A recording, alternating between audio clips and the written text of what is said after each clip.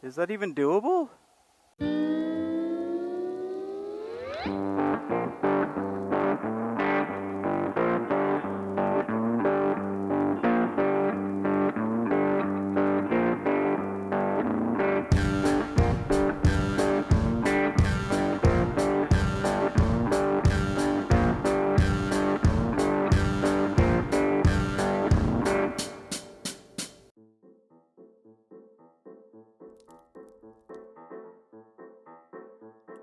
For this adventure, I'll be making my annual pilgrimage to the Cabot Trail, starting with a 440-kilometer day on this.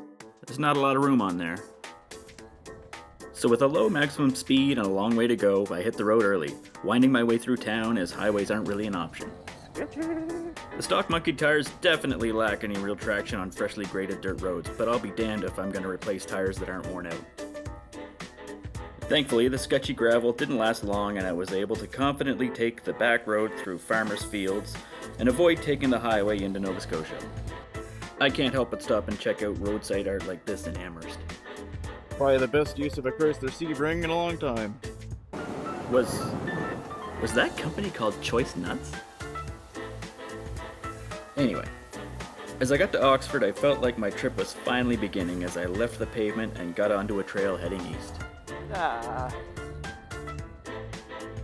Of course. Not bad, but it gets worse. Don't judge me, at this point my monkey was relatively new and I was hesitant to get it dirty or abuse it. I stopped caring before the day was through. This trail is multi-use and part of the Trans-Canada Trail. It's just perfect for the little monkey. Hello.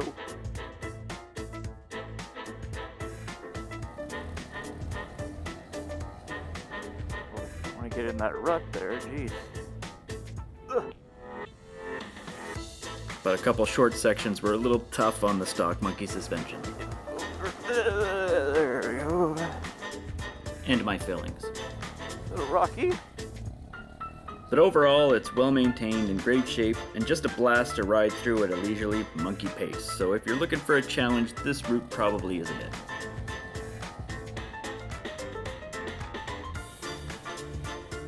Check out this manly sippy cup action.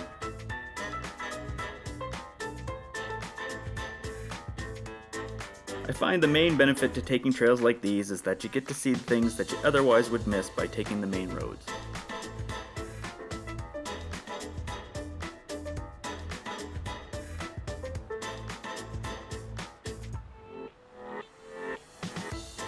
And I think we can add old railway bridges to my list of things to stop and check out.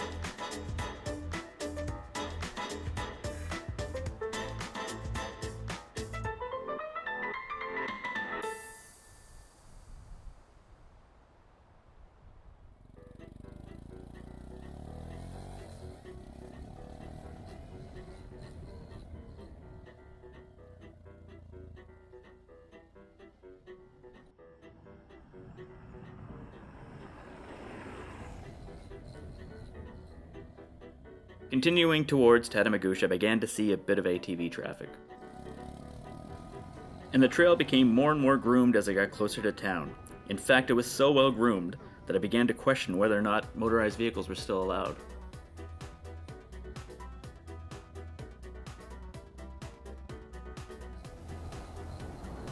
Nice barbecue.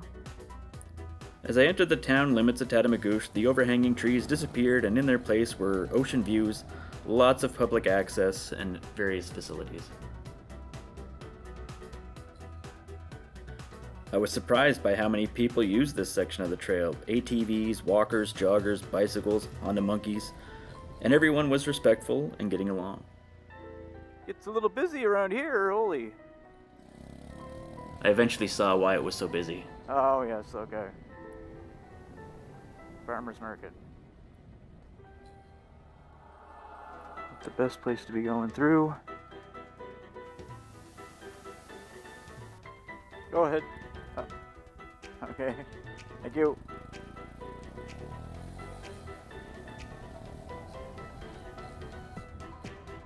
Probably the coolest place on the trail is the train station inn. This inn is made up of old railway cabooses which have been converted into rooms that you can stay in. The old train station is a coffee shop, gift shop, and I assume the front desk for the inn. And the 2 passenger cars are actually a restaurant. Such a cool spot to stop.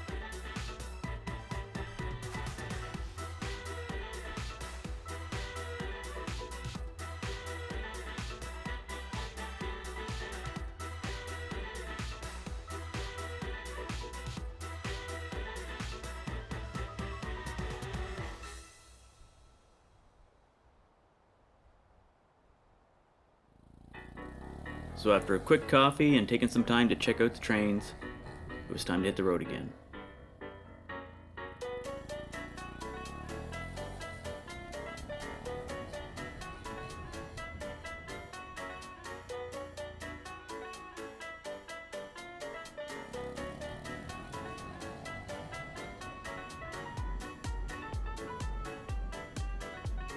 More Manly sippy cup action.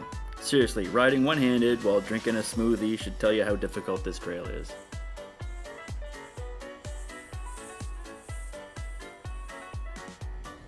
But for me, a ride doesn't need to be a difficult challenge to be an adventure, and I was loving every minute of this relaxing ride.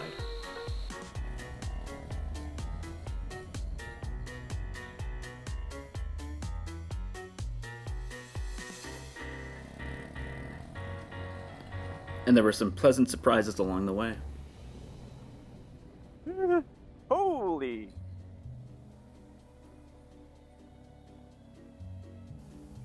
Wow. Wasn't expecting that. Now, one downside to such a well-maintained trail is that the tough spots can catch you by surprise. Whoa, okay. This line. Ah! Ah! Thread the needle!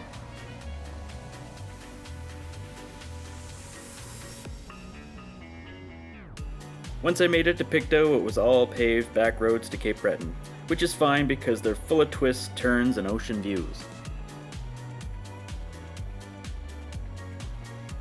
And as you can see, with the throttle lock wide open by a Canadian Tire wood clamp, the little monkey was actually able to catch up to traffic.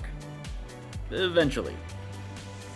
I mean, that red car turned off the road at some point, but I swear that in another 50 or 60 kilometers, I would have been able to overtake it.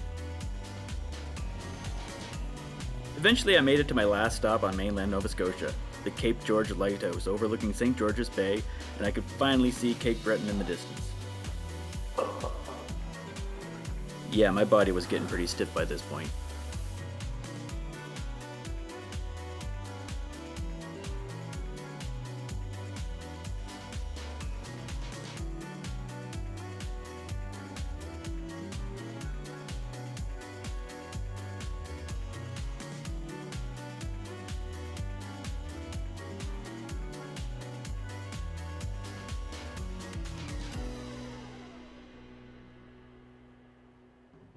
So crossing the Canso Causeway, my first stop was the obligatory photo of my bike with the Welcome to Cape Breton sign, before accessing the Celtic Shores Coastal Trail.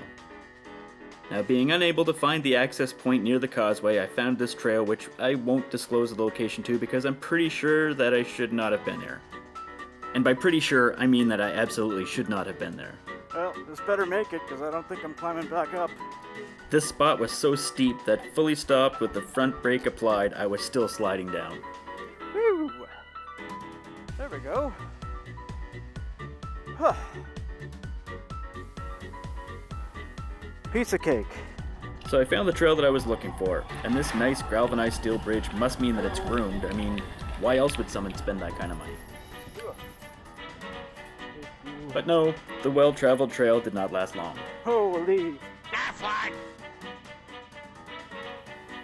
Is that even doable?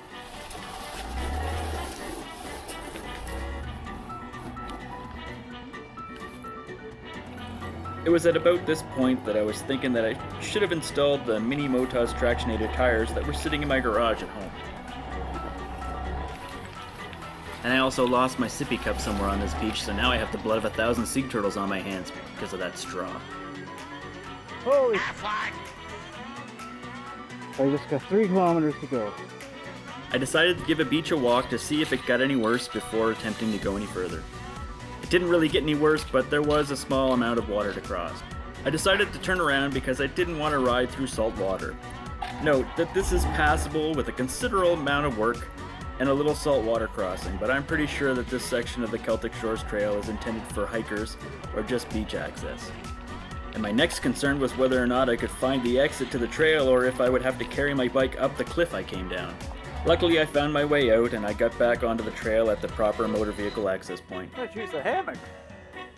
We could just sleep there. Now, that hammock on the side of the trail was tempting, and I briefly thought about turning around, but the views kept me riding forward looking for more. Hey, oh wow.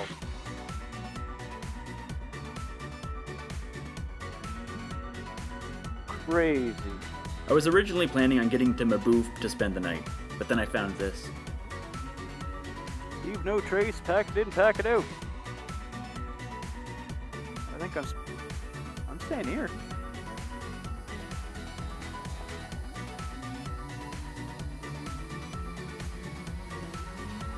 Check this out. Get a hammock? I mean, I might try that out. Probably fall off, but whatever. Got a bench. Watch the sunset. Picnic table. Nice flat ground. We're all set. So after confirming with a local resident who was walking the trail that I could in fact camp here with no issues, I set up my tent. Seriously, it feels too good to be true that this exists for free. And with my tent set up on the edge of a cliff, I watched the sunset while enjoying the best boil-in-a-bag meal that my culinary expertise could provide, followed by a fine Cuban and Diplomatico rum.